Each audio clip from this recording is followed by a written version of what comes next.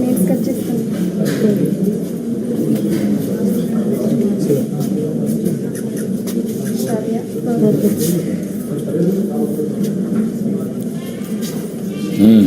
మీరు ఎంత టైం పట్టిందమ్మా మీరు నేర్చుకోవడానికి? ఇప్పుడు నిన్నే కదా మేము చెప్పింది మీకు. ఎప్పుడు చెప్పారు మీకు ఇవన్నీ మీ టీచర్స్? ఎప్పుడు మీకు నిన్న చెప్పారు, ఈరోజు మీరు కండక్ట్ చేశారు. మీకు సులభం అనిపిస్తుందా, ఈజీ అనిపిస్తుందా? నీ అభిప్రాయం దీనిపైన ఏంటి? సార్, ఈ ముస్తాబ్ అనే ప్రోగ్రామ్ మా స్కూల్లో మీరు కండక్ట్ చేయడం చాలా హ్యాపీగా ఉంది సార్.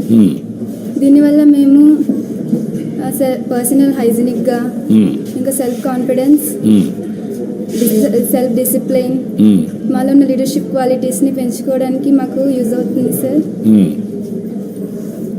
సార్, ఈ ముస్తాబు అనే ప్రోగ్రామ్ని మీరు కండక్ట్ చేశారు కదా సార్. ఇక్కడ మేము మాత్రమే కాకుండా ఊర్లో మేము వెళ్ళిన తర్వాత మా బంధువులకు కానీ, మా ఫ్రెండ్స్కి, ఇంకా మా సిస్టర్స్ బ్రదర్స్కి వాళ్ళకి కూడా చెప్పి వాళ్ళు హైజీనిక్గా ఉండాలనేసి వాళ్ళకి కూడా చెప్తాం సార్. మారుస్తాం సార్. నువ్వేనా చెప్పాలా? చెప్పు, ఫ్రీగా మాట్లాడు. ఎవరికైనా నెయిల్స్ అవి అంటే నెయిల్స్ అవి చెక్ చేయడం, క్లాస్ రూమ్కి అది బ్రేక్ టైంలో అది వాష్రూమ్స్కి అది వెళ్ళేటప్పుడు హ్యాండ్స్ అవి వాష్ చేసుకొని రావడం అని చెక్ చేస్తాం సార్. యూనిఫామ్ ప్రాపర్గా ఉందా లేదని చూస్తాం సార్. ఇంకా ఈ విషయాలన్నీ మా చుట్టాల దగ్గర చెప్తాం సార్. Okay, good. రండి, మీటింగ్ వస్తున్నారా? ఈ పక్కన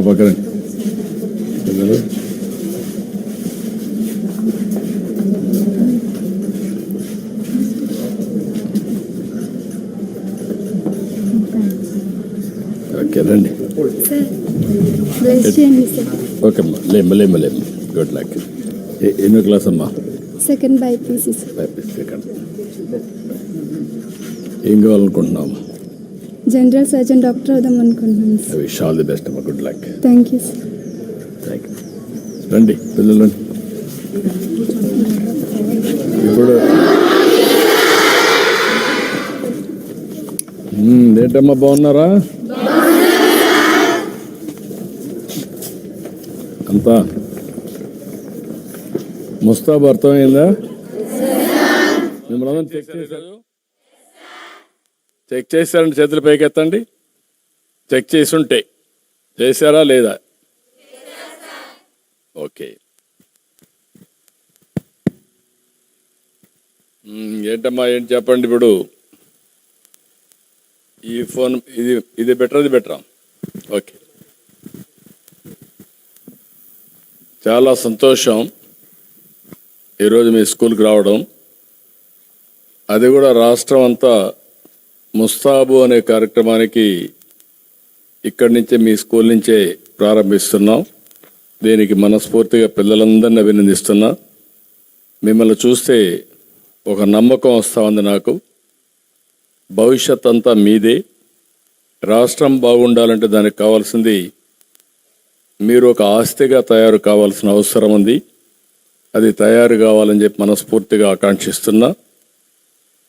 ఈరోజు మీకు అందరికి కూడా ఇక్కడ పౌష్టికాహారం పెట్టడం కానీ, క్వాలిటీ ఎడ్యుకేషన్ ఇవ్వడం కానీ అవన్నీ చేస్తున్నాం. కానీ ఇటీవల కాలంలో నేను ఏజెన్సీ ఏరియా పోయినప్పుడు మన్యం జిల్లాకి వెళ్ళాను. అక్కడ జిల్లా కలెక్టర్ ఒక కార్యక్రమానికి శ్రీకారం చుట్టాడు. ఆ కార్యక్రమమే ముస్తాబు. ఈ కార్యక్రమంలో మీరు ఒకసారి చూస్తే చాలా సమర్థవంతంగా పిల్లల్లో నాయకత్వ లక్షణాలు పెరుగుతున్నాయి. మీలో ఒక క్లీనినెస్ కానీ, అవేర్నెస్ కానీ, అందరం బాగుండాలని కోరుకుంటాం, అందంగా ఉండాలని కోరుకుంటాం. అవునా కాదా? అందరూ కోరుకుంటారు లేదా? మీరు అందంగా ఉంటే చూడాలని మీ తల్లిదండ్రులకు ఉంటుందా లేదా? కానీ తల సరిగా దూకోకుండా ఉండడం కరెక్ట్ అంటారా మీరు? చేతులు కడుక్కోకుండా ఉండడం కరెక్ట్ అంటారా మీరు? ఇంకో పక్క సరిగా షూ ఉంది మీకు, ఆ షూను కూడా సరిగా మెయింటైన్ చేయకుండా పోవడం, యూనిఫామ్ సరిగా మెయింటైన్ చేయకుండా పోవడం, ఎన్ని కరెక్ట్ అంటారా మీరు? అందరికీ సమాన అవకాశాలు ఇచ్చారు కదా స్కూల్లో? అందరికీ షూ ఇచ్చారు కదా, యూనిఫామ్ ఇచ్చారు కదా, బాత్రూమ్లు అదే బాత్రూమ్లు ఉన్నాయి కదా. కొంతమంది పిల్లలు చాలా శుభ్రంగా ఉంటారు, కొంతమంది పిల్లలు శుభ్రంగా ఉండరు. దానికి కారణం ఏంటమ్మా? దాంట్లో కారణం మనం ఆలోచిస్తే మీరు ఫోకస్ చేయకుండా పోవడం, శ్రద్ధ పెట్టకుండా పోవడం. ఓసారి మీలో ఒక ఆలోచన పర్వాలేదులే అనే ఆలోచన వచ్చి కొద్దిగా డ్రిఫ్ట్ అవుతారు. దానివల్ల అనేక నష్టాలు వస్తాయి. అందుకే ఈరోజు మొత్తం మన గవర్నమెంట్ స్కూల్స్లో 40 లక్షల మంది దగ్గర పిల్లలు ఉన్నారు. ప్రైవేట్ స్కూల్స్లో ఇంకొక 35 లక్షలు ఉన్నారు. 75 లక్షల మంది పిల్లలు ఇంటర్మీడియట్ వరకు చదువుకుంటారు. వాళ్ళందరికీ ముస్తాబు కార్యక్రమం తీసుకొచ్చాం. దీనివల్ల మీలో ఒక సెల్ఫ్ కాన్ఫిడెన్స్ పెరుగుతుంది, ఆత్మవిశ్వాసం పెరుగుతుంది. రెండోది నాయకత్వ లక్షణాలు వస్తాయి. ఇప్పుడు మీ స్టూడెంట్స్నే పెట్టారు, ఎవరు మీ టీచర్ సెలెక్ట్ చేస్తారు, ఎవరు బాగా ప్రిపేర్డ్గా ఉంటారో అలాంటి వాళ్ళని మీరే లీడర్స్గా పెట్టుకుంటున్నారు. మిమ్మల్ని చెక్ చేస్తున్నారు. చెక్ చేసిన తర్వాత మీరు కానీ సిద్ధంగా లేకపోతే మళ్ళా ముస్తాబు సెంటర్కి పంపిస్తున్నారు. అవునా కాదా? ఈరోజే ప్రారంభమైంది, అంతేనా? ఇంకా రేపు ఎల్లుంటికి మీకు ఒక అవగాహన వస్తుంది.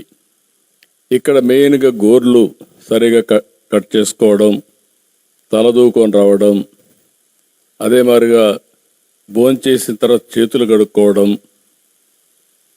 ఎప్పటికప్పుడు ముఖం కడుక్కోవడం, ఇవన్నీ వస్తే మీకు ఒక ఫ్రెష్నెస్ వస్తుంది, చదువు మీద శ్రద్ధ వస్తుంది. దానివల్ల మీకు ఒక ఆలోచన విధానంలో మార్పు వస్తుంది. నాయకత్వంలో కూడా అనేక మార్పులు వస్తాయి.